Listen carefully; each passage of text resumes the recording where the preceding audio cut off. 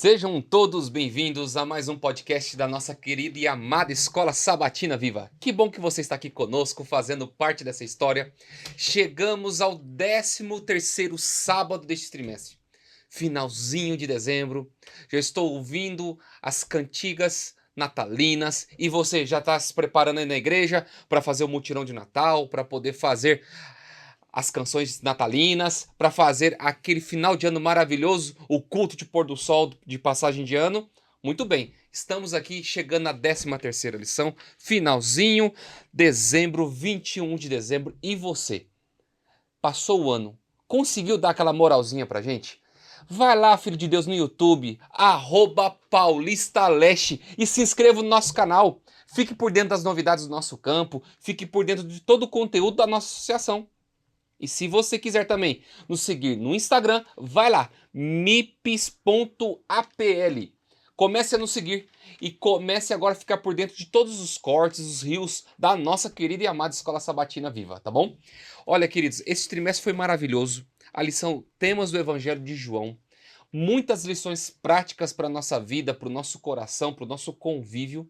E nessa semana eu trouxe aqui alguns amigos, pessoas especiais, para terminarmos aqui este trimestre. O nosso querido irmão Luiz Costa, diretamente da Igreja Santana, ok, Luiz? Espaço Novo Tempo Santana. Espaço Novo Tempo Santana. Muito obrigado por ter vindo, meu querido, que Deus te abençoe. Manda um abraço pro teu povo aí, em nome do Senhor. Bom, é um prazer estar com vocês. Como você disse, né? Você já está com o panetone na mesa. Opa! Não é isso? Então, é bom estar com vocês aqui. E vamos estudar mais esse tema, né? Pessoal da Igreja do Espaço Novo Tempo Santana, nosso abraço, nosso beijo a todos os nossos irmãos também nas igrejas que já passamos por todo esse ano aqui. Amém. Temos aqui o pastor Hugo Fabrício, lá diretamente do distrito de Guaianazes. Pastor Hugo, muito obrigado por estar aqui conosco novamente. Que Deus te abençoe. Manda um abraço pro teu povo aí, em nome do Senhor. É uma grande honra poder voltar aqui, é a segunda vez que estou aqui. Faz tempo, né? Quero mandar um grande abraço para minha esposa, senão ela me bate, né? Para os meus filhotes e para todo o povo lá de Guaianazes, o distrito de Guaianazes. Que Deus seja louvado. E você não sabe quem está aqui ainda? É ele, o nosso querido pastor Luiz Otávio Piazzi, nosso presidente da Associação Paulista Leste. Muito obrigado por estar aqui, meu querido, meu amigo. Que Deus te abençoe e te use também. Você ficou até mais sério agora, né? É muita emoção pro coração, cara. Foi bem protocolado. Gente, imagina, uma alegria, uma satisfação poder estar com vocês aqui, para a gente poder participar, Léo. Muito obrigado pelo convite, tá? Participar com vocês aí do estudo da lição da Escola Sabatina. Nessa última lição do ano, muito agradável, um tema gostoso, importante, que vai trazer lições muito especiais para a gente poder fechar o ano, né? Com bons conselhos. Meu abraço para minha família, abraço, obviamente, para todas as igrejas, nossos irmãos, professores de Escola Sabatina, alunos de Escola Sabatina e todos que estão aqui agora também nos ouvindo, nos assistindo. Que a bênção de Deus seja sobre todos. Um grande abraço para todos eles também. É ele, gente. O nosso chefe tá aqui. A gente tem que falar bem pra gente continuar com o emprego. Vai dar em nome do Senhor Jesus. Né, pastor Hugo? Que bom, gente. É um prazer enorme. E principalmente a lição 13, epílogo, conhecendo Jesus e sua palavra. É uma lição maravilhosa. Nós vamos começar aqui. Irmão Luiz Costa, o senhor pode orar para nós, para darmos início ao estudo da lição? Vamos lá. Querido eterno Deus, agradecemos a oportunidade agora de abrirmos a Tua Palavra. Querido Jesus, obrigado pelos exemplos, pela Tua vida aqui na Terra e por ter nos deixado o presente maior que foi o Espírito Santo. Que Ele possa inspirar também na palavra que sairá daqui, que vem diretamente dEle e possamos ser um instrumento nas Tuas mãos nesse instante, pedimos no nome de Jesus. Amém. Amém. Amém. Amém. Verso para memorizar, João capítulo 5, verso 39 diz: Vocês examinam as Escrituras porque julgam ter nelas a vida eterna, e são elas mesmas que testificam de mim. O Evangelho de João ele foi de uma forma muito bem explanada nesse trimestre. E nós aprendemos aqui, assim como no Evangelho de Marcos, terminam com o encontro ali na Galileia. E algumas coisas importantes foram ressaltadas aqui na lição nessa semana, na parte de sábado. Eu queria ver a contribuição de vocês nesse contexto. O que nós podemos levar de especial para os nossos professores, para os nossos alunos, a respeito sobre esse epílogo, com Jesus como sendo o centro da palavra diante de tudo isso? Posso começar? Pode. Então tá bom. Eu já, na verdade, essa última lição do trimestre me trouxe uma reflexão sobre o texto que foi escolhido para ser o verso, né? Aqui é um texto que tantas vezes eu li ele e, na verdade, até ouvi dele quando as pessoas estavam falando assim, examinar as escrituras porque julgais nada ter vida da terra, são elas mesmas que testificam de mim. Como se fosse assim, a ideia de que é nas escrituras que nós vamos encontrar de Cristo Jesus, e isso está correto. Mas aqui Jesus estava, na verdade, advertindo os seus discípulos, porque eles estavam o tempo todo com os olhos nas escrituras para poder encontrar o que deveriam fazer, o que não deveriam fazer, como deveriam se comportar, como deveriam tocar os seus dias, e estavam tão preocupados com esse comportamento, com o desenvolvimento de uma fé baseada nas regras, baseado em tantos costumes e tradições, que estavam se esquecendo de que eram elas mesmas, as próprias escrituras, que testificariam de Cristo Jesus como sendo a fonte de toda a verdadeira fé. Então, isso tem muito a ver com o tema que nós vamos estudar essa semana, porque nós vamos verificar que ter o foco em Jesus é o principal. Nós podemos ir à palavra de Deus, encontrar tantas coisas, mas estarmos distantes da figura de Jesus. E Jesus aqui, e esse texto, no entanto, ao meu entendimento, foi muito bem escolhido, porque ele é justamente um diálogo de Jesus repreendendo e chamando a atenção para que as pessoas, ao terem a sua palavra nas mãos, o encontrem e verifiquem que esta palavra sem Jesus não faz sentido. Então, para mim, é um ponto muito alto que me chama bastante atenção. É impressionante a estreita relação que existe entre Jesus e sua palavra. E João, em seu evangelho, ele, logo de cara, né, já no primeiro verso, ele já começa dizendo, no princípio era o verbo, logos. Né? Em algumas traduções vai aparecer como verbo, em outras traduções vai aparecer como palavra. Palavra no sentido de palavra que leva à ação. Né? Uma palavra como de um agente, alguém que está agindo realmente. Né? Então, no princípio era o verbo estava com Deus, o verbo era Deus. Já mostra uma clara relação entre Jesus e a palavra, apresentando Jesus como a própria palavra. Ele é o verbo que se fez carne e habitou entre nós. João ele deixa isso muito claro. Né?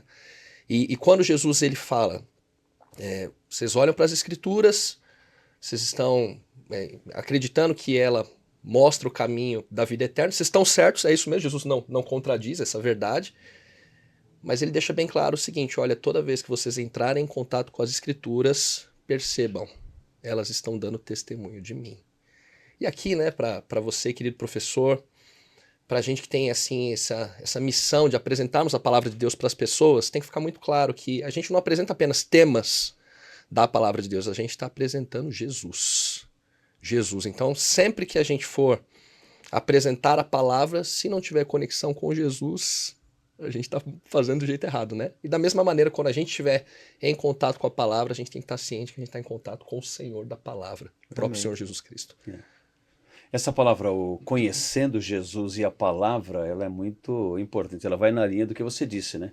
O estudo no passado era para detalhes, né? Conceitos, tradições, e esquecia do principal. E a parte de nós conhecermos Jesus também é fundamental. Eu não sei aqui, se nós fizéssemos atividade aqui, quanto nós nos conhecemos, certo? Até você perguntava no caminho, né? Luiz, eu te conheço há quanto tempo, onde nós nos conhecemos? Ótimo, a gente tem pequenas lembranças assim. Mas, por exemplo, eu não sei o número que você calça. Eu não sei o número da camisa que você usa. Eu não sei o tipo de comida que você gosta. Quando você conhece, você tem esses detalhes, você tem essa intimidade. Ao irmos todo dia a palavra de Deus, o objetivo é conhecermos realmente o quanto Ele espera que nós o conheçamos e quanto Ele está interessado nesse conhecimento, nessa convivência conosco.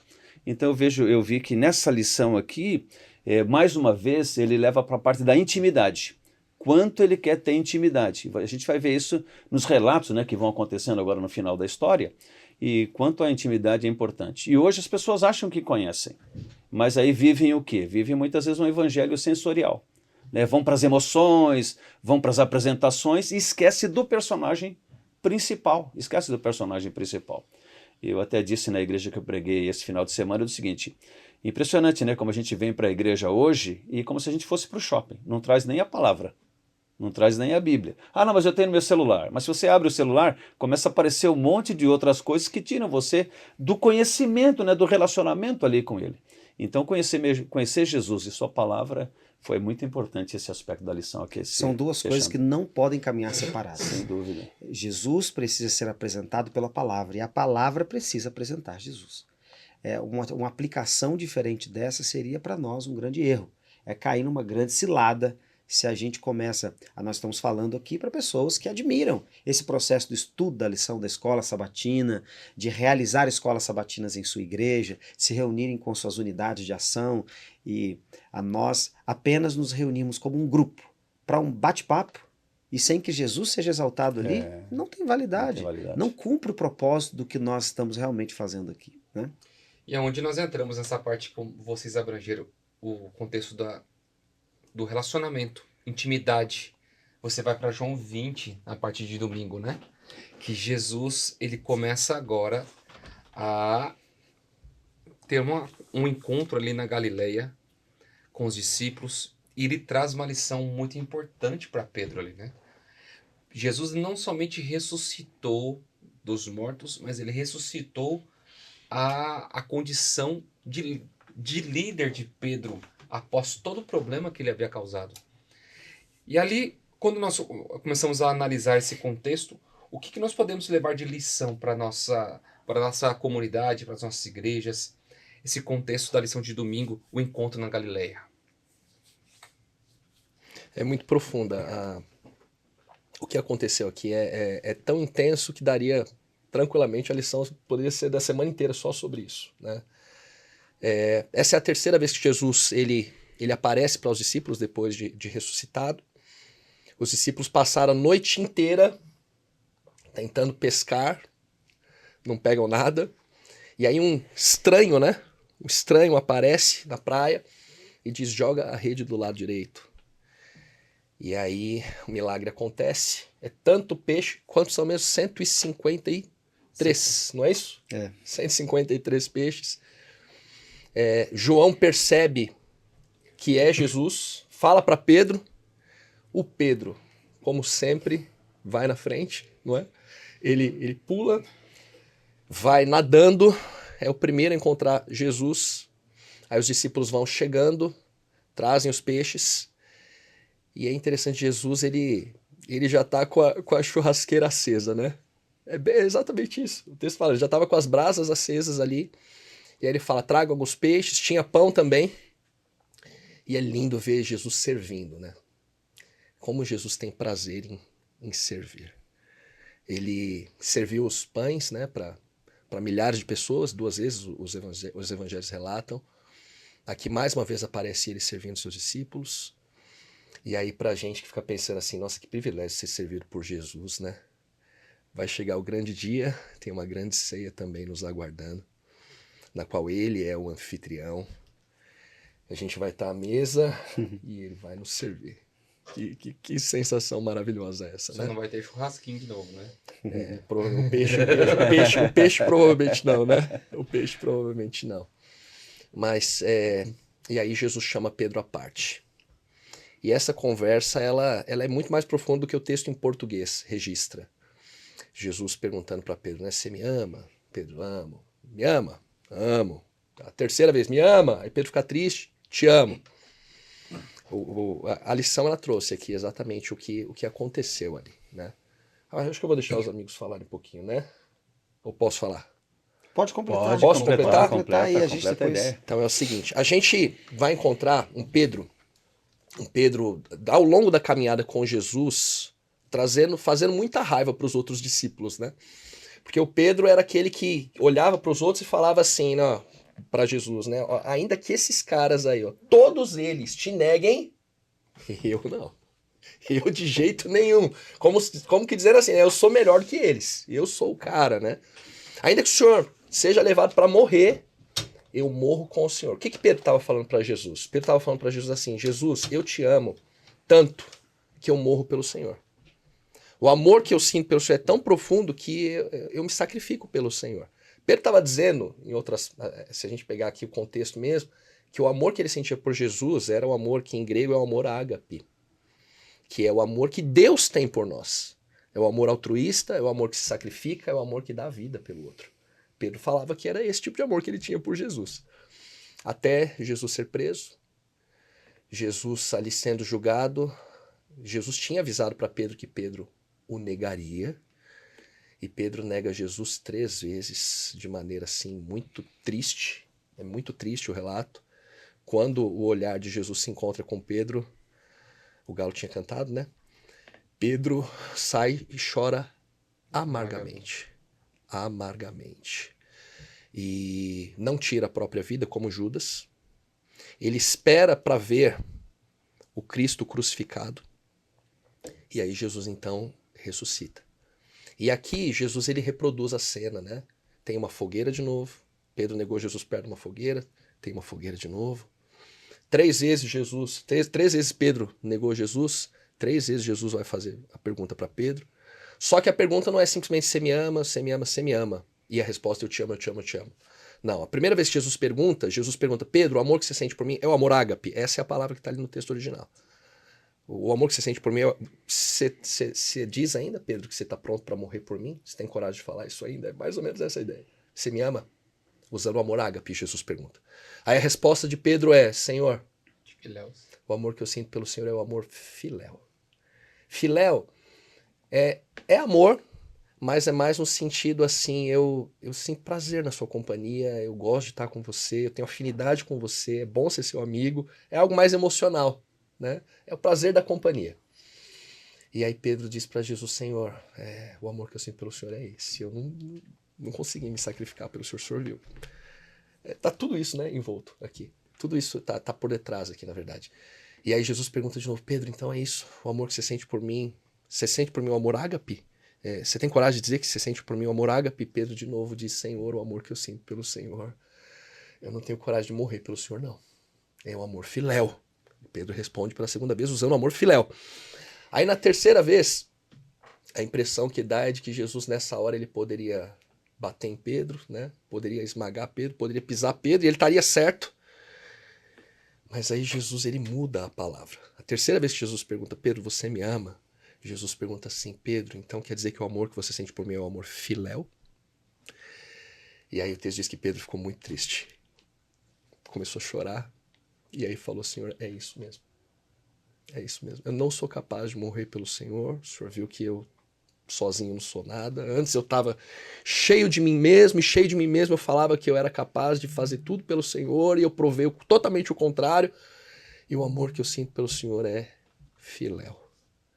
Nessa hora, mais uma vez, Jesus poderia pisar em Pedro, mas ele não faz isso. E é aí que Jesus olha para Pedro, e aí é como quem diz assim, agora sim, Pedro. Agora sim, agora eu posso fazer alguma coisa por você.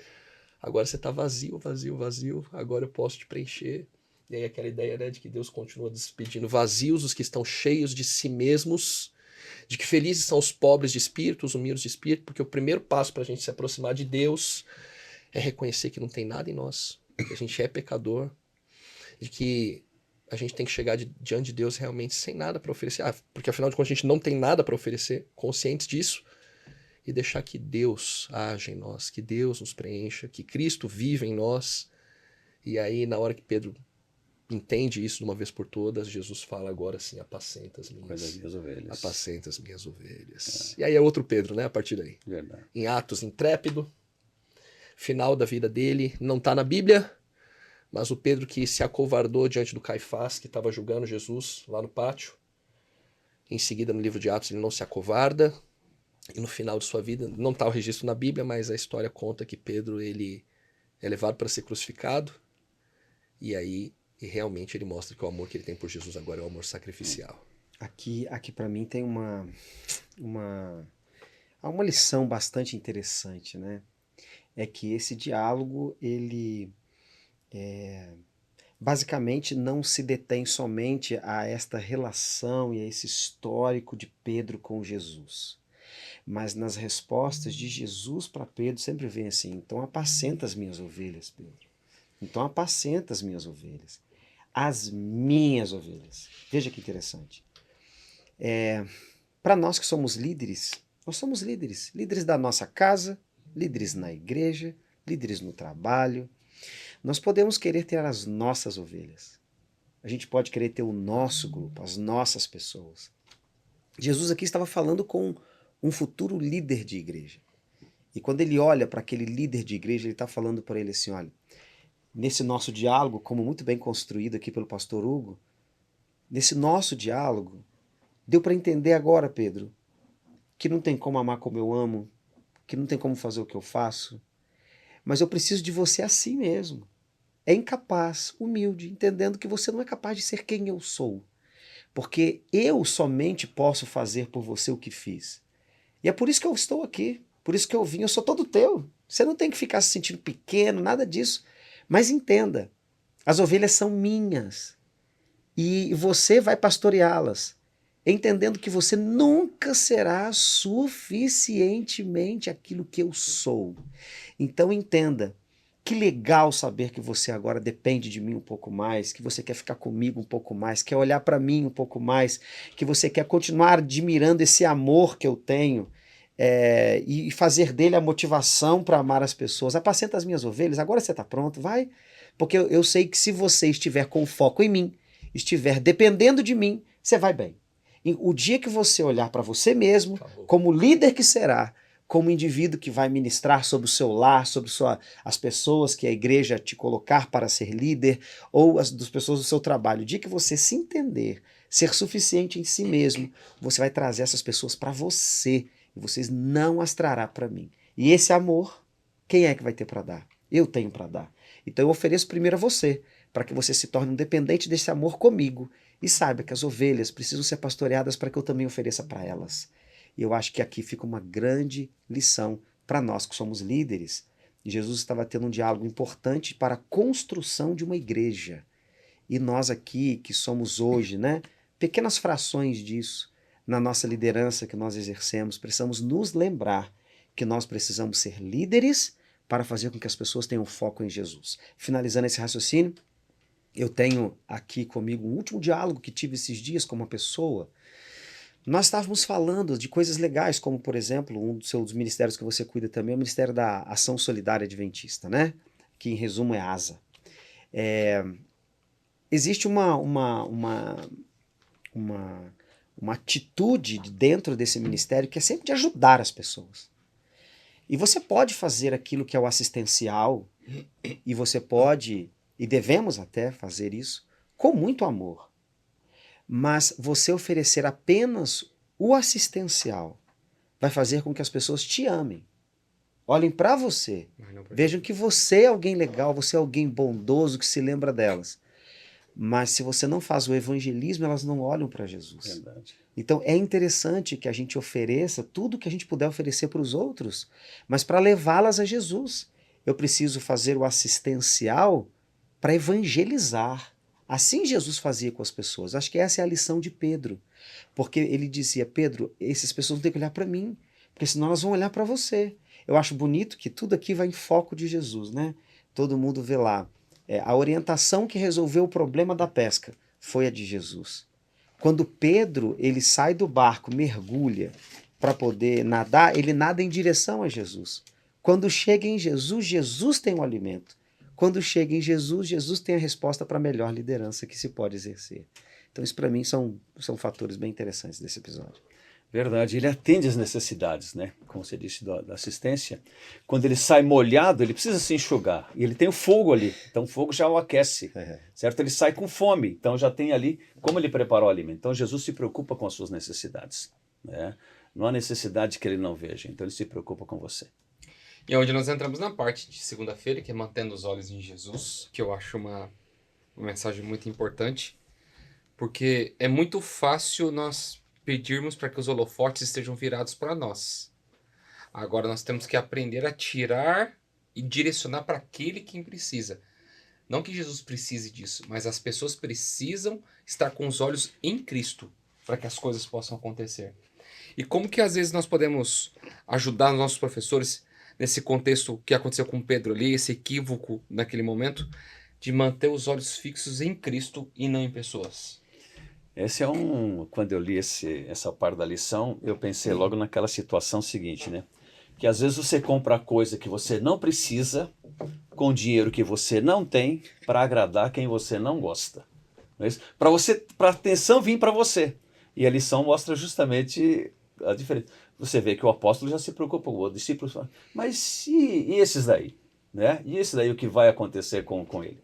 Bom, se eu quero que ele fique vivo até que eu venha, isso não é conta sua. Não se preocupe com isso, né?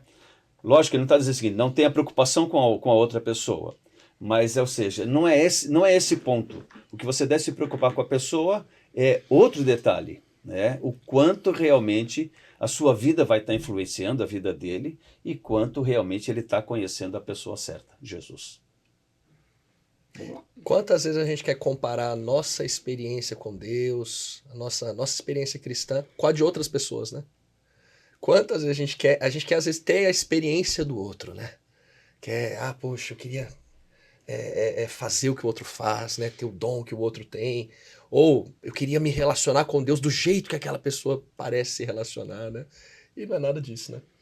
Não é nada disso. Na verdade, cada um de nós tem o privilégio de ter um relacionamento personalizado com Deus, tem uma história bonita ao lado de Deus. A gente encontra um Pedro aqui, acabou de ouvir coisas tão preciosas de Jesus, aí daqui a pouco já está perguntando, mas e o outro? E o outro? E João, né? E João? E Jesus parece que foi até duro, né? Jesus é bruto, né? O que te importa? O que te importa? Não é? Mas a ideia é a seguinte, ó, tira o olho do outro. Tira o olho do outro. Claro, como o irmão Luiz falou, né? A preocupação com o outro, com a salvação do outro. Isso a gente deve ter, né? Em relação ao meu testemunho para o outro. Mas assim, de ficar preocupado com a vida do outro, no sentido de querer saber detalhes da vida do outro, do que vai acontecer com o outro, isso aí não cabe a nós, né?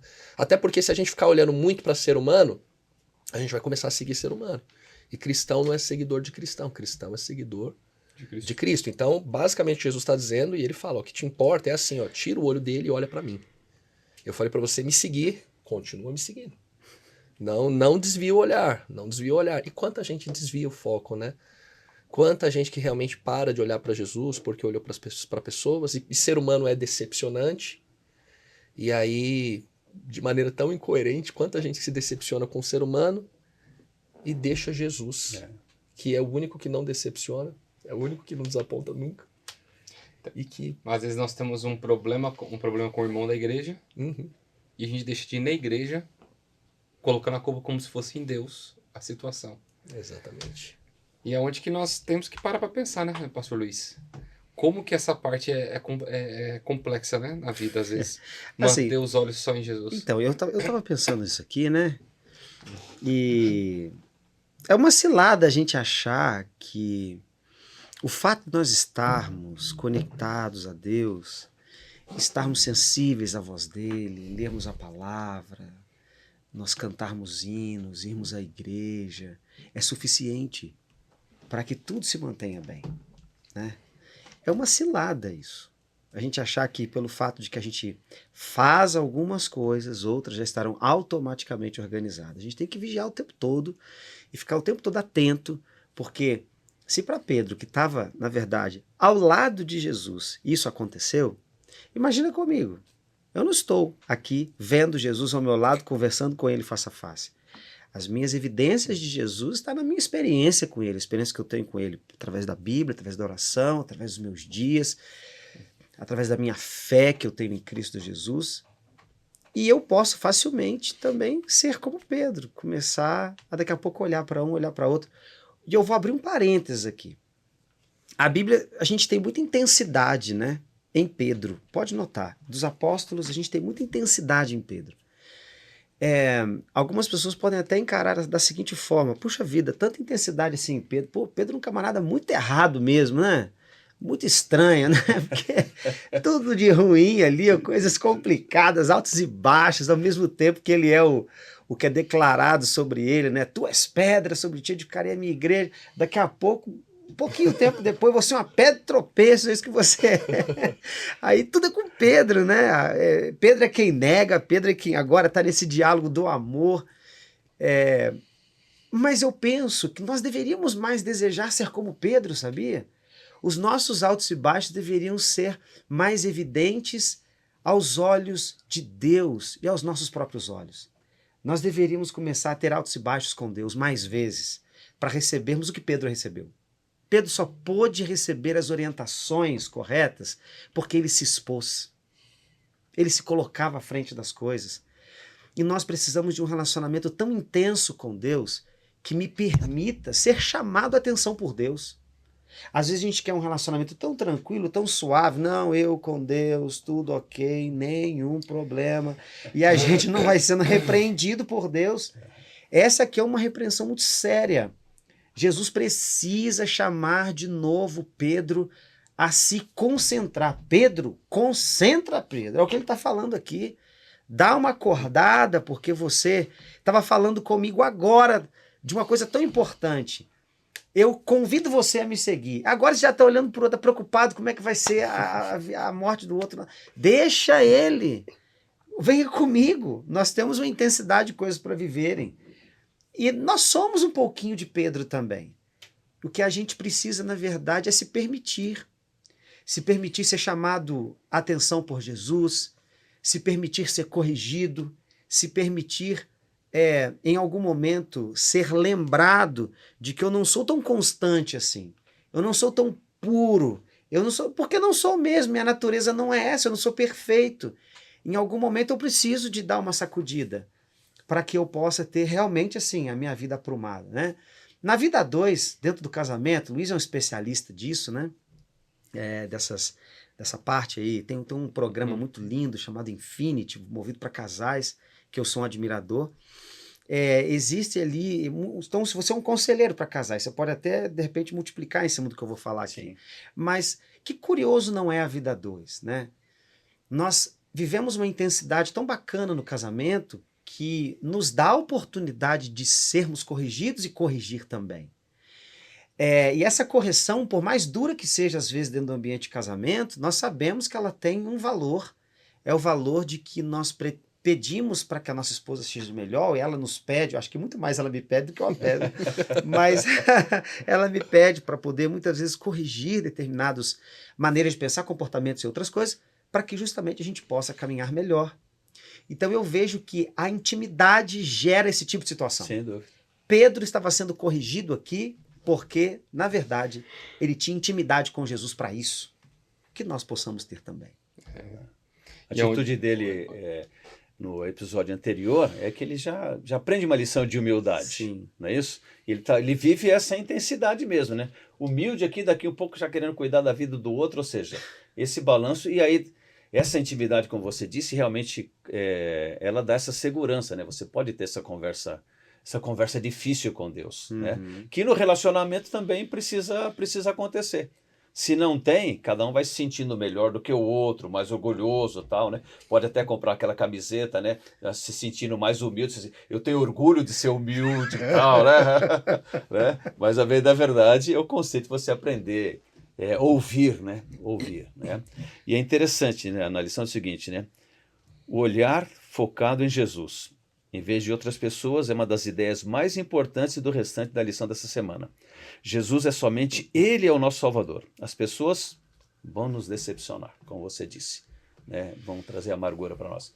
Quem aqui na mesa nunca foi tratado de forma injusta? Ou seja, deve ter sido tratado de forma injusta. Quem aqui nunca tratou alguém de forma injusta também? Nós também já tratamos, né? E você lembrou bem uma coisa, né? Hoje, às vezes, buscar muito foco, muito na frente, muito holofote, né? E aí as pessoas não veem Jesus, né? Ah, vamos atrás daquele grupo que canta, vamos atrás daquele pastor que prega, certo? E Jesus? E Jesus? Aonde ele Só um entra? breve comentário sobre isso que o irmão falou. Quando a gente faz isso e começa a olhar muito para o ser humano, a gente vai cair para um de dois extremos, né? Ou a gente vai começar a endeusar o ser humano. É demais, esse cara é demais, olha como ele é, olha o que ele faz, né? É como se a pessoa fosse infalível, né? E aí o ser humano não é infalível. E infelizmente a gente conhece na nossa experiência muita gente que já foi endeusada por muita gente que infelizmente mostrou que era o ser humano comum, como nós somos também. E depois que alguém assim cai, mostra que é humano, solta na mão de Jesus por um momento, aí vem o outro extremo, as pessoas começam a demonizar. Esse aí tá perdido. Esse aí não tem jeito. Esse aí não tem solução. Deus me livre, não aguento nem mais ouvir esse, não quero ficar perto desse. Então são os extremos, né? Ou a gente vai endeusar ou a gente vai demonizar. A gente tem que entender que todo mundo é humano, é só Jesus mesmo na nossa vida, né? O Brasil passou por um caso desse agora, né? Há poucos dias atrás, um grande líder de uma das maiores igrejas aqui, né? Sim. Acho que 300 e poucas igrejas, né? Ele abriu, ele teve uma questão familiar bastante complicada, né? Saiu da denominação e agora a maioria parte para endemonizar, né? Agora vamos bater, né? Vamos bater, né? E é onde nós entramos no contexto. Porque é muito fácil a gente querer rotular quem é luz e quem é trevas na vida. Ah, você está nas trevas, eu sou luz. Mas a palavra de Deus ela é bem clara a respeito sobre isso, né? Como que a gente pode trabalhar esse contexto de luz e trevas? Porque o mundo está em trevas. Agora, e ele rejeita a luz, porque ela é incapaz de encontrar o caminho do Deus verdadeiro, o mundo. E como que nós podemos apresentar para as pessoas esse contexto de luz e trevas sem a gente ser uma pessoa ofensiva, sem machucar as pessoas? Porque eu acho que o cristão verdadeiro ele tem que ter um equilíbrio na sua fala. E a gente tem que aprender a tratar com carinho e respeito a todos. Claro. Como que a gente trabalha esse contexto de luz e trevas? Veja só, acho interessante a sua pergunta vir assim, até mesmo a nível de como nós podemos falar com os outros sobre isso. E eu vou talvez exemplificar ou só trazer aqui uma aplicação desse assunto a uma questão. O mundo está em trevas. Essa é a primeira frase que nós temos no primeiro parágrafo do dia que trata deste assunto no guia de estudo, né? O mundo está em trevas. O mundo está em trevas e o detalhe é que o mundo está se acostumando a estar em trevas. O mundo está acostumado. A gente se acostuma. Não é assim? A gente vai se acostumando. Vai se acostumando a coisas ruins, vai se acostumando com os noticiários, a gente se acostuma com as dificuldades da vida, a gente se acostuma em ser como nós somos, a gente se acostuma. E as pessoas também vão se acostumando a ser assim. Nós não vamos conseguir falar para elas serem diferentes se elas não verem que existe alguma coisa que realmente é possível ser diferente. Eu não tenho como, estando eu no mundo, ter luz em mim mesmo. Por isso que a Bíblia, em tantos textos que nos foram colocados aqui, João 1, 4-10, 3:19, 5:35, 8:12, o tempo todo insistindo que Jesus é a luz. No entanto, até mesmo na própria declaração de Cristo, quando ele diz, eu sou a luz do mundo. Ou seja, o mundo está em trevas. Quem é a luz do mundo? É Cristo Jesus. Então, eu não tenho luz em mim mesmo para fazer pessoas mudarem seus pontos de vista. Mas Jesus tem. Mas se eu não internalizar essa luz, se eu não trouxer essa luz para a minha experiência de vida, as pessoas que estão acostumadas a viver em trevas não perceberão que existe uma maneira diferente de existir. Se eu tentar convencer as pessoas a partir daquilo que eu sou, Jesus teve um diálogo complicado com a turma aqui, que ele chegou a um ponto aqui no texto que foi utilizado, de 8:42-44, que ele falou assim, não, vocês não estão entendendo, vocês não são luz, vocês na verdade nem querem entender a luz, vocês na verdade são das trevas, só que eles estão querendo falar como trevas, mesmo que falem de coisas boas, E o pai de vocês aparentemente é o diabo. boas, e o pai de vocês é o diabo, ele declara, né? Então, não tem como aquele que não absorve da luz ser luz para quem não tem luz. Eu preciso disso. Então, tudo começa comigo. Eu vou precisar ter mais de Jesus, eu vou precisar ter mais experiências com a luz, de ver coisas diferentes com Cristo, caminhar em momentos diferentes, sentir coisas diferentes, experimentar, para que eu tenha condições de falar para o outro que a luz fez sentido na minha vida e essa luz pode fazer sentido também na vida dele. São testemunhos que a gente ouve.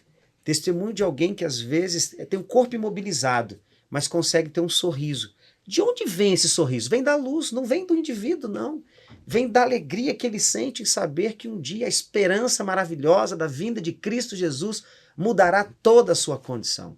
Isso acontece quando um indivíduo que muitas vezes viveu num lar violento, num lar difícil, conseguir sorrir mesmo em meio à opressão e trazer dali uma luz de esperança. De onde que saiu isso? Por que você teve um comportamento diferente de toda a sua família?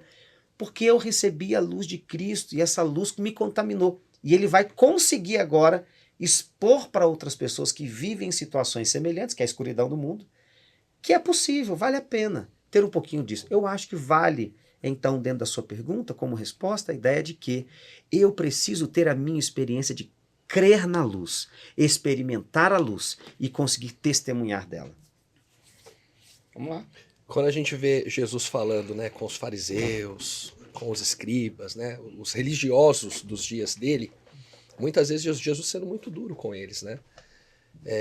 Mas exatamente porque Jesus queria salvá-los. Jesus queria abrir os olhos deles para dentro da cegueira que eles estavam, né? E aí a gente nunca que vai se colocar no lugar deles, mas a gente tem que fazer isso, porque nós somos os religiosos hoje, né? E qual que era o problema que eles tinham?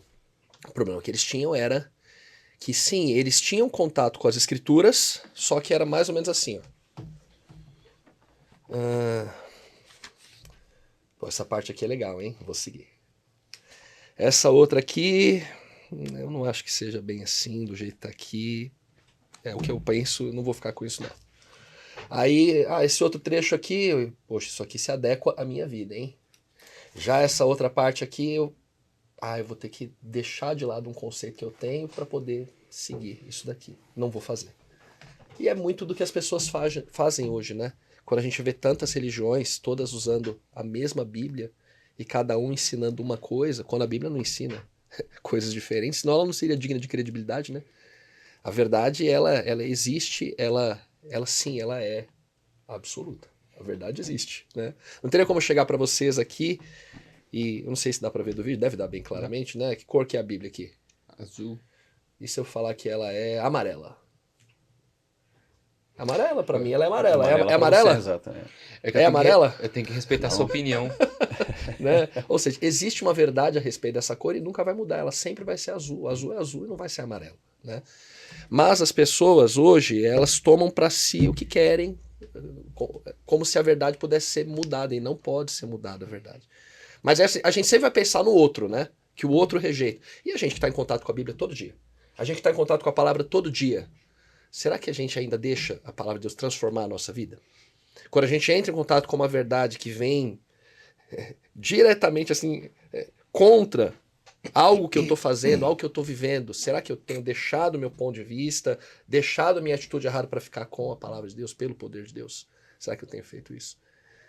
Então, Jesus ele batia muito de frente com eles exatamente porque ele estava chamando os religiosos para viverem a palavra. Não simplesmente ensinarem para os outros, mas serem praticantes da palavra, né? Feliz é quem ouve, quem lê, quem ouve e pratica. Guarda, quem pratica a palavra de Deus. Então a gente precisa tomar para si isso. A gente tem que ser praticante da palavra.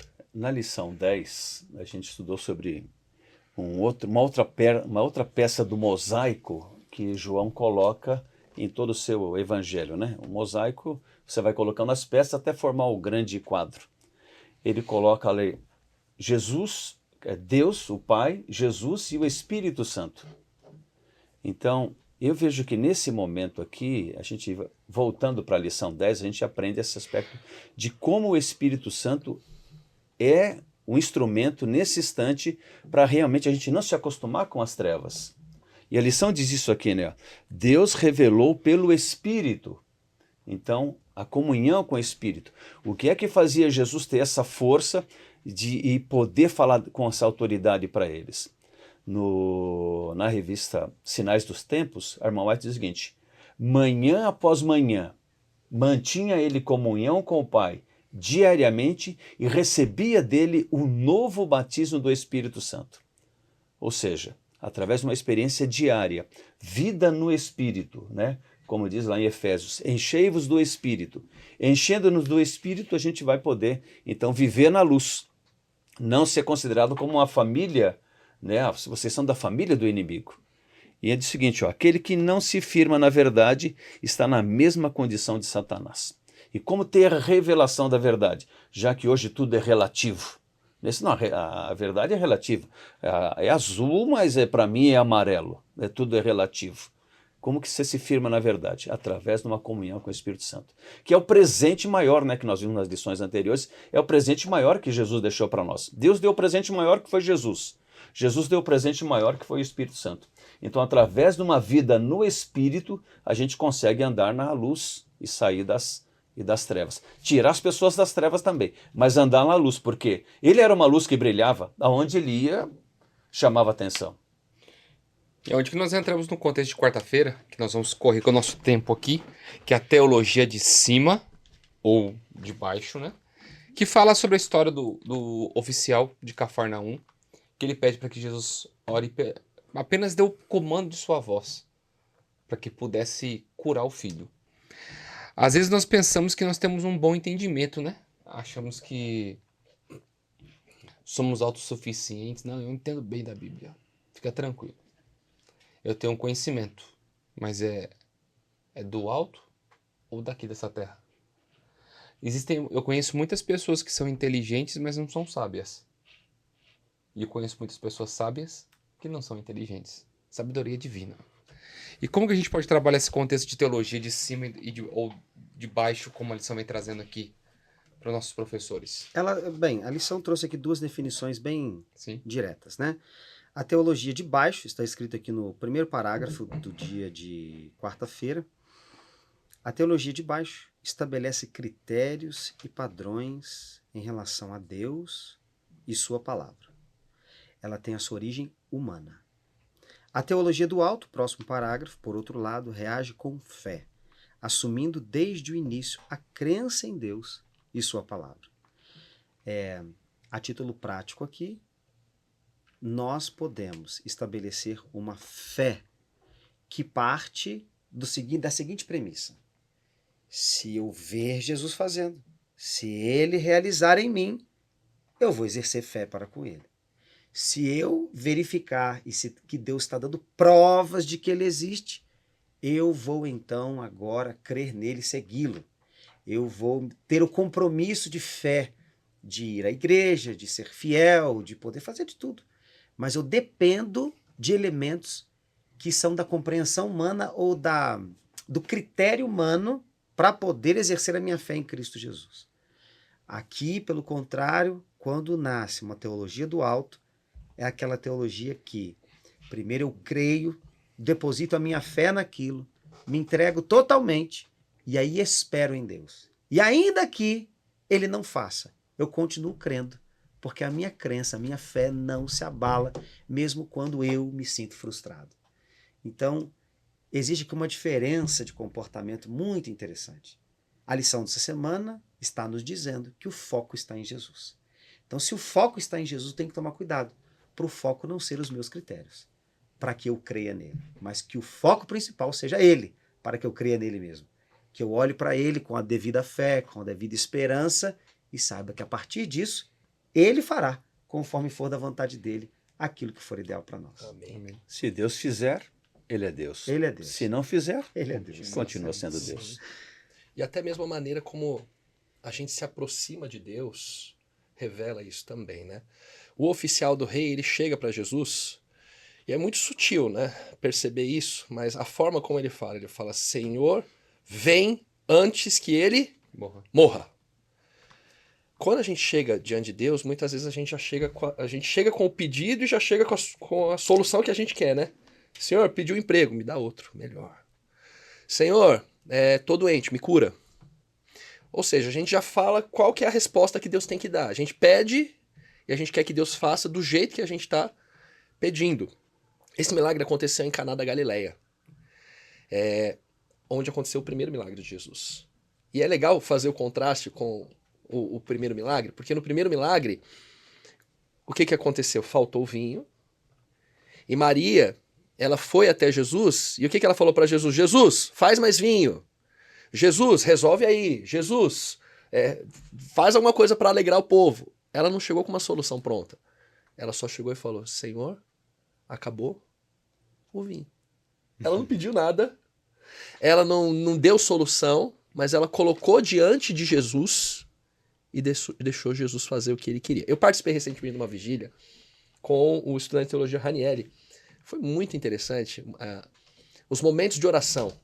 Foi feita uma proposta que foi um grande desafio. Para mim e para os irmãos, foi um grande desafio. A proposta era a seguinte, agora vocês vão sair, era sempre exposto um tema, por exemplo, sobre o Espírito Santo, né, ou sobre fidelidade, sobre o sacrifício de Jesus, e aí, agora é o seguinte, agora você vai sair, cada um tinha que ir para um canto, retirado, e você vai conversar com Deus. Só que tem um detalhe, você vai falar sobre o tema, você vai falar sobre o sacrifício de Jesus por você, por exemplo, só que você não pode pedir nada, nem agradecer. Vai conversar com Deus e experimenta por 5 minutos. Conversa com Deus sem pedir nada e sem agradecer. Que luta. Que luta, porque a gente já começa a falar. A gente começa, Senhor, obrigado pelos seus sacrifícios. Senhor, me ajuda. A gente é pidão, né? A gente já começa a pedir. Mas foi uma experiência muito interessante, até mesmo para aprofundar o nosso relacionamento com Deus. Poxa, será que Deus o tempo todo a gente tem que estar pedindo? Não, a gente pode pedir, claro. A gente é incentivado a fazer isso pelo próprio Jesus. Né? Gratidão sempre deve haver. Mas seria interessante experimentar isso. Né? A gente chegar para Deus para simplesmente conversar com Ele, expor as nossas preocupações, nossas lutas, nossas alegrias. E deixar que Ele faça. Deixar que Ele faça. Não. Muitas vezes a gente chega com soluções prontas diante de Deus. Quando, na verdade, Ele é muito mais sábio. Ele é muito mais poderoso, muito mais amoroso. Conhece o futuro. E a vontade dele é muito melhor do que a minha. Né? Deixar ele fazer, deixar ele ser Deus. Né? Você pode adorar a Deus, né? Você não precisa pedir nem agradecer, Exatamente, você pode adorar. Exatamente. Então é uma prática que eu acho que ele quis colocar ali, né? E foi muito legal. E levou a isso mesmo, levou à adoração. Porque aí você começa a reconhecer quem é Deus, o que ele fez por você, o quanto ele tem cuidado. É maravilhoso. Eu também olhei aqui um pouco para essa lição, tipo assim, a autoajuda e a ajuda do alto. Né? Hoje, infelizmente, nós temos nos púlpitos muito autoajuda, muita pregação coaching. E como se eu fosse a última bolacha do pacote, né? Eu não sou a pessoa mais importante do universo. A pessoa mais importante do universo é Jesus. Nós somos o supremo objeto do amor de Deus. Né? Então, isso que deve motivar. Né? Nós estávamos numa reunião esse final de semana da liderança da igreja e um dos anciões lá disse o seguinte, olha, o que está faltando nas nossas pregações é fazer convite para as pessoas se entregarem a Cristo. E eu assinei embaixo, falei, realmente, está faltando isso mesmo. E a Ellen White diz isso também, né? As nossas pregações não deviam terminar sem fazermos um apelo para que as pessoas aceitem a Cristo. E esse é o ministério da entrega, né? O que a gente vai chamar do evangelismo, certo? Então, não é você dar a ordem, mas é você convidar, aceitar o convite do Espírito Santo, né? De que ajuda virá. Ele conhece as nossas necessidades, ele sabe do que nós precisamos. Né? E o João, né, capítulo 15, verso 3, a lição diz isso lá em 8:31, se vocês permanecerem na minha palavra, serão verdadeiramente meus discípulos. Então, mais uma vez, leva para a palavra. E é onde nós entramos na parte final da nossa lição, quinta-feira, que a gente pode fazer um ensejo final aqui, e vocês já darem essas considerações finais, permanecendo em Jesus. É impressionante como que nós precisamos e necessitamos estar em Cristo. Estar em Cristo não é estar em nossa vontade, é estar nele. E é Ele operando o querer e efetuar na nossa vida. Como que nós podemos permanecer em Jesus e principalmente entender que isso é a melhor escolha que a gente pode ter para a nossa vida? Pode ir. Suas considerações finais. Vocês estão olhando para mim, então? João 12:32. Jesus disse, quando eu for levantado da terra, todos atrairei a mim. Aqui como o pastor Amin Rodor fala, né? A cruz ela tem como que um magnetismo que nos atrai para Jesus. É como um imã que nos leva para perto de Deus, que nos leva para perto de Jesus. Se não for o amor de Jesus a nos constranger, a nos levar para perto dele, a transformar a nossa vida, nada mais vai fazer isso. É só o amor dele mesmo, né? E quando a gente olha para a cruz, a gente vê o amor desse Deus. Em Jeremias, o Senhor Deus diz ali, né? Com amor eterno, eu te amei, com benignidade eu te atraí. O que nos leva para perto de Deus, sem dúvida nenhuma, é o amor dele. Tantas coisas que Deus tem, né? Deus, ele é poderoso, Deus, ele é justo, Deus, ele é sábio. A gente tem muitas razões para se aproximar de Deus, e Deus, ele poderia usar de muitas formas aí para fazer com que a gente o seguisse, né? Se ele quisesse usar o poder dele, era só por um momentinho ele fazer assim, né? Suspender a respiração de todo mundo. Não sei quanto tempo uma pessoa consegue ficar sem respirar, quanto tempo aí? 1 minuto? 2? Sei lá. Mas suspendeu até o limite de cada um e falar assim, ó, me aceita. Me aceita? Me aceita. E quantos? Oh, eu te aceito, Senhor, né? Se fosse por poder, né? Pelo poder dele. Muitos o aceitariam, mas não seria uma entrega verdadeira, né? Ou ele poderia, quem sabe, dizer o seguinte, olha, eu vou te dar todo o ouro, toda a prata, porque ele é dono de todo o ouro e toda a prata, mas essa ainda não é a estratégia dele, essa aí foi a estratégia de Satanás, né? Tudo isso te darei se prostrado sem me adorar. Essa não é a maneira de Deus conquistar o nosso amor. Quanta gente aceitaria, né? Por dinheiro, por bens materiais, quanta gente diria que ama a Deus, serviria a Deus, mas não é assim. É por amor, realmente. É por amor. É tendo dado a vida por nós, é tendo se sacrificado por nós, que ele nos chama para ficarmos perto dele, que ele nos chama para olharmos para ele como a pessoa mais interessada no nosso bem eterno e que a gente se renda inteiramente para ele. E é ele que a gente deve apresentar para as pessoas. Um Deus que é o Deus de amor, é justo sim, é poderoso sim, é sábio sim, é todas as coisas, ele é tudo de bom. Mas sem dúvida nenhuma é o amor dele que nos atrai para perto dele. Amém. Amém. Todo o tempo a lição também sempre apontou para o livro Desejar Todas as Nações.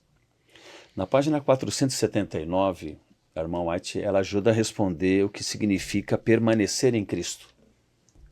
Ela diz o seguinte, permanecer em Cristo significa receber constantemente de seu espírito e uma vida de entrega a seu serviço. Então, permanecer significa receber o Espírito Santo continuadamente. Efésios 5,18. Enchei-vos do Espírito. Então, permanecer significa receber o Espírito Santo continuadamente. E ela diz o seguinte, ó, e entregar-se completamente. Então, são 2 desafios, né? Receber e entregar. Esse é o segredo de permanecer. É isso que essa lição trabalha aqui, né? João, ele... Da lição 10 para frente, ele começa a contar segredos. E aqui ele conta, ó, o segredo é permanecer conectado a Jesus. Como é que a gente permanece conectado? Recebendo diariamente o Espírito Santo. E entregando-se completamente a Ele. Amém. Amém. Eu quero trazer aqui minhas últimas considerações, colocando o texto que está em João capítulo 6, verso 68. Respondeu-lhe Simão Pedro, Senhor, para quem iremos se só tu tens as palavras de vida eterna? Permanecer em Jesus é uma escolha. É uma escolha. O que nós vamos escolher? Tá aí, para começar um novo ano agora, né? Novo ano. 2025 já bateu na porta, já chegou para todo mundo. E a pergunta é, qual vai ser a nossa escolha hoje? A gente pode escolher entre muitas coisas. Entre falar mais de nós do que dos outros, do que de Cristo. Entre colocar, como vimos na lição aqui, mais os olhos nos outros do que em Jesus. Nós podemos escolher a luz ou as trevas. Nós podemos escolher permanecer nele ou não. Podemos escolher a teologia de cima ou de baixo, né? Que parte de mim ou que parte de Cristo. Qual vai ser a nossa escolha hoje? Pedro, ele respondeu. Bem, para onde nós vamos? Se só Jesus tem as palavras de vida eterna, do que mais a gente precisaria hoje? Algumas pessoas podem até colocar aqui na sua agenda para 2025, seus planos, Seriam planos de prosperidade no trabalho, prosperidade na saúde, tantas coisas boas a pessoa não poderia absorver, a realizar um sonho, né? Uma viagem, uma aquisição de um imóvel, ter um filho, não sei. Você pode ter tudo nessa terra, você pode vir a ter tudo, mas tem um detalhe, vai acabar. A única fonte de vida eterna está em Cristo Jesus. E se está em Cristo Jesus, a gente vai ter que fazer uma escolha. Esses dias agora eu dialogava com o meu filho, né? O Bernardo. O Bernardo está entrando numa idade agora que ele começa a questionar sobre coisas um pouco maiores, né? Então saiu ali agora da cor do lápis que vai pintar a cabeça do boneco para outras coisas, né? E eu estava agora, nesse último final de semana, indo para a igreja do Cachoeira, lá no distrito do Tremembé. E no caminho, ele foi comigo, que ele foi fazer a leitura do texto inicial do sermão. Ele me perguntava, pai, o que você acha de a gente voltar a morar de novo na nossa cidade lá em Minas e ficar perto do vovô e da vovó? Pergunta de criança, né? Por quê, né? Que aí eles não estão conosco, nós não estamos com eles, né? E aí eu contei para ele do dia em que eu fiz uma escolha. Eu fiz a escolha de não construir mais a minha casa aqui na terra para receber a casa que Jesus vai me dar no céu. Eu fiz a escolha de não morar mais com meu avô e com a minha avó, ou como com os vovôs e as vovós, porque nós queremos morar com eles para sempre no céu. Então dá para dar esse intervalo aqui da terra e não estar com eles. Então eu fui explicando nesses modelos, nesses exemplos, que tudo vai depender da escolha que a gente vai fazer. Aí falou, então quer dizer que eu vou ter que escolher também um dia? Eu falei, vai, e não vai ser pouca coisa que você tem que escolher não, vai ter que escolher muitas coisas. E eu só estou trazendo esse diálogo tão natural assim, meu com ele, para poder dizer que hoje a gente vai ter que fazer uma escolha, né? Nós vamos ter que escolher o que vamos fazer. Vamos estar com esse Cristo que nos apresentou João, ou vamos deixá-lo ser apenas o enfeite da nossa estante, né? A gente tem uma estantezinha que a gente carrega aqui no coração, que a gente pode enfeitar ela com um montão de coisas. A pessoa pode falar, que lindo, mas isso não serve para nada, né? Então, a ideia hoje é que nós precisamos fazer uma escolha. Só Jesus tem as palavras de vida eterna. Para onde nós iremos, né? O conselho bíblico é permaneça com Jesus. Permaneça com ele. Todos tiveram que escolher. Todos que João nos apresentou tiveram que escolher. Que nós também façamos a nossa escolha hoje, né? Amém. Amém. Queridos, muito obrigado pela presença de vocês. Deus os abençoe. Chegamos ao fim de mais uma Escola Sabatina, mais um ano. 2024 está ficando, mas vamos começar 2025. E o tema da lição do próximo trimestre é o amor e a justiça de Deus. Você não fique de fora, não perca a lição. Faça sua assinatura, baixe o aplicativo da lição da Escola Sabatina no seu celular. Fique por dentro de tudo isso. Deus ele quer ter um contato com você todos os dias. E permita que Ele seja o seu Deus e que Ele seja o seu Criador, que Ele seja o seu mantenedor a todo momento da sua existência. Amém. Queridos, vamos terminar com uma oração. Pastor Luiz, pode orar para nós? Claro. Maravilhoso Deus e querido Pai, nossa gratidão por estarmos aqui. Nós estudamos essa maravilhosa lição que nos ensina que hoje precisamos fazer uma escolha. Amém. Ter o foco em Ti ou foco em nós mesmos, neste mundo, nas nossas distrações e ocupações. Que o Senhor, ó Deus, nos ajude a termos um alinhamento com a Tua vontade. Amém. E que possamos Te desejar mais, que possamos provocar mais o nosso coração a estar permanentemente ao Teu lado. Amém. E assim, ó Deus, cresceremos como videira forte e poderemos, Senhor, colher frutos desde aqui para a eternidade. Que o Senhor nos abençoe a todos aqueles que nos acompanham agora, traga-nos a Tua maravilhosa bênção em nome de Jesus. Amém. Amém. Amém. Muito bem, queridos, chegamos ao fim do estudo da lição de João. Ano que vem tem mais. Que Deus te abençoe, que você tenha um ótimo Natal, possa ter tido um ótimo Natal, tenha um ótimo fim de ano, um novo ano na presença do Senhor Jesus, porque 2025 promete. Deus ele quer te usar, fazer de você um instrumento em suas mãos para muitas pessoas se achegarem ao reino dos céus. Um grande abraço, fica com Deus e até ano que vem, se Deus quiser.